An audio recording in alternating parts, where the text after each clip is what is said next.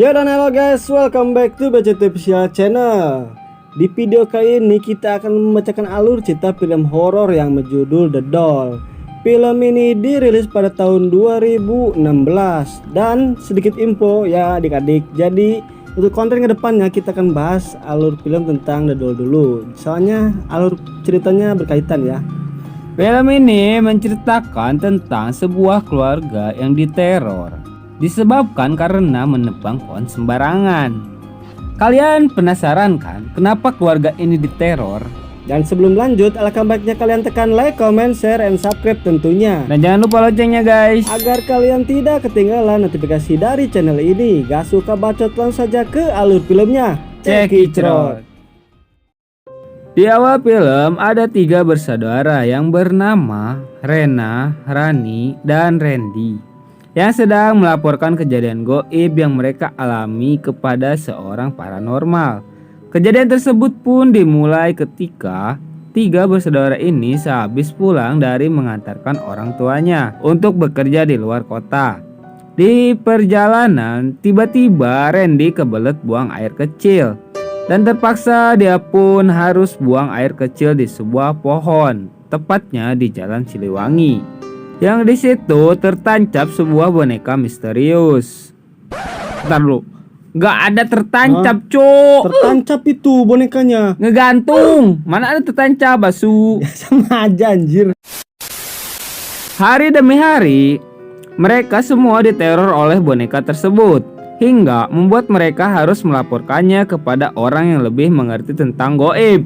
Sudah pasti paranormal itu adalah Bu Laras dan juga Demian. Meskipun Demian cuma nongol di awal scene aja. Dan film pun dimulai. Terlihat ada anak kecil yang menyaksikan kedua orang tuanya sedang mengadu bacot dan memutuskan untuk bercerai disebabkan krisisnya ekonomi keluarga mereka. Ternyata anak kecil yang diingatannya itu bernama Daniel yang kini sudah dewasa.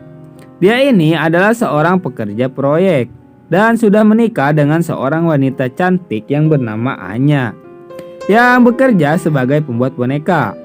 Keluarga kecil yang sangat bahagia meskipun serba berkecukupan. Terlihat mereka berdua sangat mensyukurinya.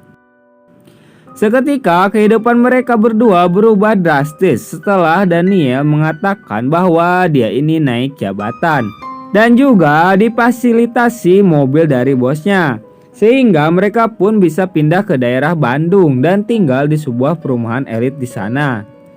Kehadiran mereka pun disambut dengan baik oleh salah satu penghuni surga. Mana anjing penghuni komplek? Penghuni perumahan lah, komplek elit ya.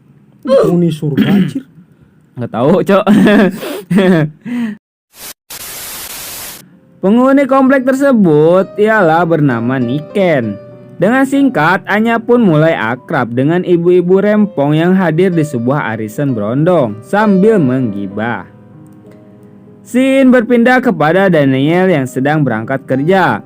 Dan dia pun melihat sebuah pohon yang di atasnya tergantung sebuah boneka burik yang ada di awal film tadi. Gak bisa aja nyebut buriknya. Dia pun bergegas memerintahkan para pekerja untuk segera menebang pohon tersebut.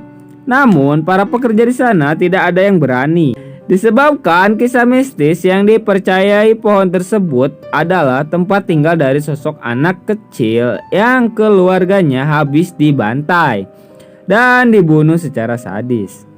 Demi kesejahteraan bersama, sosok anak kecil itu pun disegel di pohon tersebut. Daniel pun tidak mempercayai hal itu dan tetap merobohkannya. Malam pun tiba. Di saat Daniel pulang kerja, secara tidak sadar boneka burik tersebut mengikutinya sampai ke rumah. Daniel pun lekas ingin membuangnya, namun Anya malah mengambilnya kemudian menyimpannya di ruangan boneka. Di saat mereka berdua tertidur pulas, kejadian aneh pun terjadi. Terdengar suara-suara aneh. Awalnya mereka cukup parno, namun mereka berdua masih menganggap semua itu hal yang biasa. Keesokan paginya, Anya mengajak Niken dan juga anaknya yang bernama Cila untuk main ke rumahnya sekaligus untuk memeriksa suara-suara aneh yang mereka dengar tadi malam.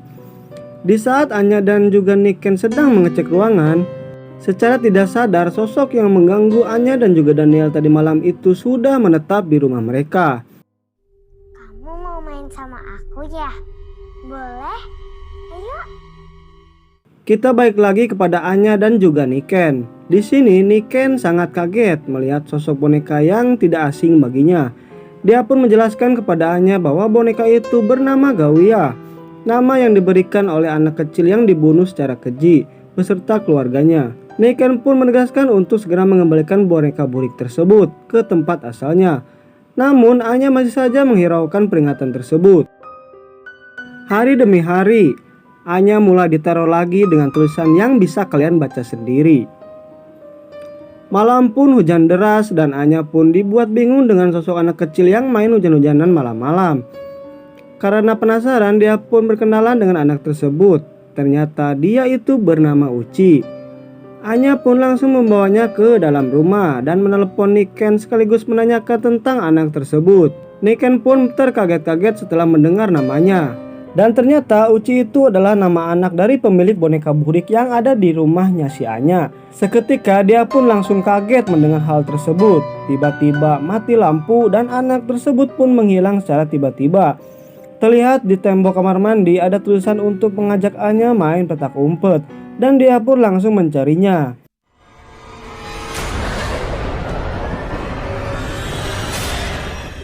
Dan pada akhirnya sosok anak kecil itu pun menampakkan wujud aslinya dan langsung menerkam Anya. Karena mendengar teriakan Anya, Niken pun langsung bergegas untuk menolongnya. Niken dan Anya pun langsung OTW untuk mengembalikan boneka tersebut. Namun pohon tersebut ternyata sudah ditebang. Niken pun menyarankan untuk segera memanggil Ustadz Wahid, sebab beliaulah yang dulu mendoakan dan menyegel boneka tersebut. Dengan bacaan-bacaan, boneka burik itu pun dikuburkan di samping pohon yang sudah ditebang. Dirasa sudah aman dari gangguan boneka burik itu.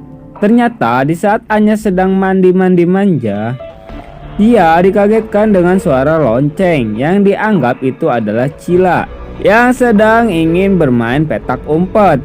Ternyata itu adalah sosok Uci yang sudah siap untuk menerkam Anya.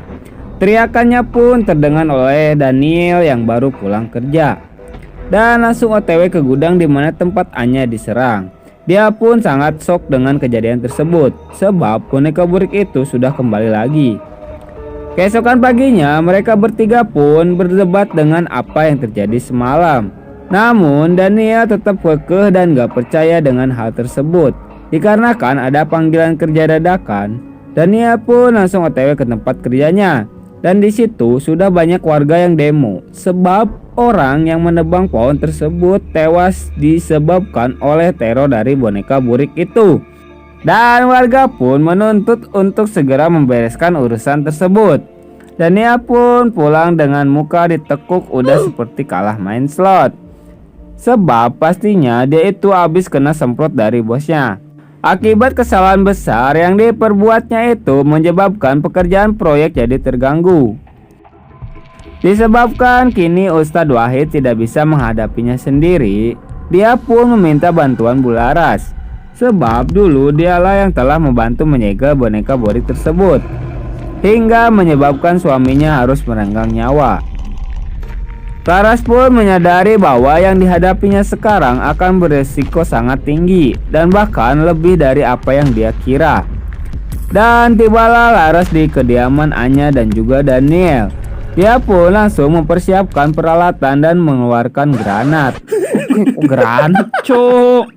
Aji kayak granat tuh gede-gede. Kagak lah, itu lilin, cuk. Emang lilin? Iya. Dan persiapan ritual pun telah selesai. Laras pun langsung melakukan negosiasi dengan Uci dengan menjanjikan rumah baru untuknya. Namun Uci malah ngamuk dan menginginkan mereka semua harus mati. Tanpa basa-basi lagi, Uci langsung menyerang Anya secara brutal. Bisa kita lihat betapa murkanya Uci kepada mereka. Laras pun menjelaskan kepada mereka berdua tentang sosok yang mereka hadapi ini sangat berbahaya. Kini sudah tidak ada lagi negosiasi. Sosok Uci ini kini sudah menyatu dengan iblis. Dan sudah pasti kemurkaannya sudah melebihi dari apa yang dulu pernah Laras hadapi. Karena sudah tidak ada cara lain lagi, dengan ini Laras menegaskan bahwa dia akan melakukan penyegelan secara paksa. Dengan dibantu oleh majelis dan juga Ustadz Wahid. Singkat cerita, persiapan pun kini sudah selesai. Namun ada yang aneh. Laras tidak merasakan kehadiran Uci. Dan apa yang terjadi? Terdengar suara teriakan Niken yang ternyata sudah dirasuki Uci. Laras pun segera menyelamatkannya, namun semua itu sudah terlambat. Scene berpindah kepada anaknya Laras yang bernama Shira. Di saat dia sedang bermain, tak disangka-sangka Uci mendatanginya dan bermain bersamanya. Setelah kejadian tragis yang menimpa Niken, mereka semua berdebat tentang hal itu. Dan tiba-tiba Laras dikagetkan dengan kabar dari pembantunya yang bernama Bisumi bahwa anaknya sedang diganggu oleh makhluk halus. Laras pun langsung OTW ke rumahnya, namun sosok Uci tidak ada di sana. Laras pun sadar bahwa itu semua adalah perangkap. Kita balik lagi ke rumahnya Daniel dan juga Anya. Secara tiba-tiba mereka semua diserang oleh ratusan kelelawar, hingga menyebabkan Anya dan juga yang lainnya terpisah. Ternyata semua itu adalah rencananya Uci untuk menyerang Anya dan merasukinya. Daniel pun mencoba untuk menghampirinya, namun dia tidak sadar bahwa Anya telah dirasuki oleh Uci. Tanpa basa-basi lagi, Uci langsung menghajar Daniel. Pertarungan pun tak terhindarkan lagi, hingga membuat Daniel kewalahan. Di sela-sela itu, akhirnya Laras pun tiba di rumahnya Daniel dan juga Anya. Sangat disayangkan, Pak Ustadz dan juga para majelis harus tewas akibat serangan dari kelelawar tadi. Dan terdengar teriakan Daniel yang sudah terdesak karena terus-terusan diserang oleh Uci. Dengan bantuan dari Laras, mereka pun berhasil menahannya. Laras pun mencoba untuk menyadarkan Anya. Dan sempat-sempatnya Laras menabok mukanya, hingga membuat perlahan-lahan Anya mulai menguasai lagi kesadarannya. Dengan dibantu dorongan dari suaminya tercinta, Anya pun dapat mengingat lagi kenangan-kenangan indah bersama Daniel. Usaha mereka pun tidak sia-sia. Pada akhirnya Uci berhasil dikeluarkan dari tubuhnya. Dan secara tidak langsung Laras bisa melihat masa lalu Daniel yang ternyata ada fakta besar di balik ini semua. Daniel pun menjelaskan semuanya dan terlihat dia dan juga temannya lah yang merampok keluarga Uci dan membunuh mereka semua. Setelah mendengarkan semuanya, Anya pun sangat kecewa kepada Daniel atas semua yang dia perbuat. Secara tiba-tiba rumah itu bergetar hebat. Di saat mereka semua ingin keluar dari rumah tersebut, Daniel pun terjebak di dalamnya. Sudah jelas bahwa Uci tidak akan melepaskan Daniel begitu saja. Di saat Daniel mencoba untuk mencari jalan keluar yang lain, sosok Uci pun muncul dan menyerang Daniel dan juga merasukinya. Dengan sadis, Uci pun memaksa tubuh Daniel untuk loncat dari lantai atas. Anya pun sangat syok melihat orang yang dicintainya itu disiksa secara sadis. Dirasa belum puas, dia pun mencobanya lagi, hingga pada akhirnya Daniel pun tak bisa diselamatkan lagi. Meskipun urusan mereka sudah selesai, namun dia telah memilih tempat yang baru dan ingin terus menetap di tempat tersebut. Dan film pun selesai. Ya oke guys, inilah akhir dari film The Doll tahun 2016. Jadi pesan-pesan yang ada di film ini bisa gue singkat ya. Jadi merampoklah di tempat yang sepi, jangan ada orangnya, apalagi ngebunuh, dosa ya.